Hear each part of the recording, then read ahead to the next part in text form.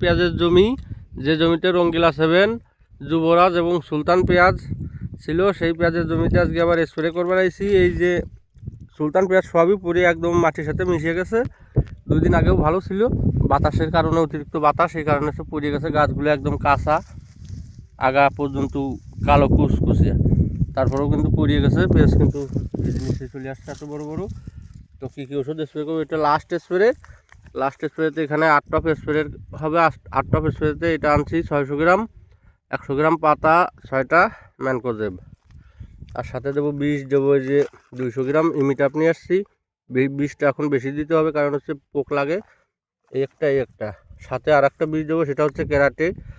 এই যে এই ক্যারাটে এটা দেবো, এটা আনছি 150 ml, আর সাথে দেবো মিরাভিস। এই যে মিরাভিস 200 ml, এটা দিয়ে আজকে লাস্ট স্প্রে করে দেবো। পেঁয়াজগুলো দেখাচ্ছি কেমন আছে, আমি ওইদিকে আগে যাচ্ছি। এই যে রঙ্গিলা 7 আর যুবরাজ পেঁয়াজের কাছে চলে আইছি। তো এটা হচ্ছে সুলতান, পুড়িয়ে গেছে। আর যুবরাজ এবং রঙ্গিলা 7 পেঁয়াজটা কিন্তু পরে নেই, ওটা খাড়াই আছে, কারণ ওটা আরও বয়স 30 দিন থেকে 35 দিন জমিতে থাকবে। এটা খুবই হাডি পেঁয়াজ।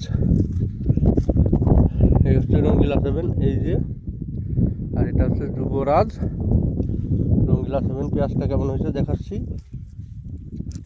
পেঁয়াজগুলো কিন্তু এই সাইজের হয়েই গেছে, এক একটা 150 গ্রাম 200 গ্রাম হয়ে গেছে। এই যে প্রতিটা পেঁয়াজই একরকম। এই যে পেঁয়াজগুলা, আর এটা হচ্ছে যুবরাজ পেঁয়াজটাও কিন্তু অনেক বড় বড় সাইজের হয়ে গেছে। এই যে এইরকম গাছগুলো কিন্তু একদম সুস্থ সবল। এই যে গাছগুলো দেখাচ্ছি, এই যে এই হচ্ছে জমি, পুরো জমিতেই এইটুকু, এই পাশের এটা পুরোই রঙ্গিলা 7, আর ওই পাশে ওইটা দিয়ে এই পাশ এই পর্যন্ত হচ্ছে যুবরাজ, আর ওই সামনের ওই দিকে হচ্ছে সুলতান পেঁয়াজ পড়িয়ে গেছে যেটা। তো এটাই লাস্ট স্প্রে, এটা শেষ স্প্রে। বয়স কিন্তু 80 দিন প্লাস হয়ে গেছে। তো পেঁয়াজগুলো অনেক বড় বড় সাইজের হয়েই গেছে। এই যে এইরকম দেখাচ্ছি আবারও। এটা হচ্ছে রঙ্গিলা 7, এই একটা পেঁয়াজ, এই একটা পেঁয়াজ, প্রতিটা পেঁয়াজে কিন্তু একরকম সাইজের। এই যে একটা, এই যে একটা, প্রতিটা পেঁয়াজই একরকম। এই যে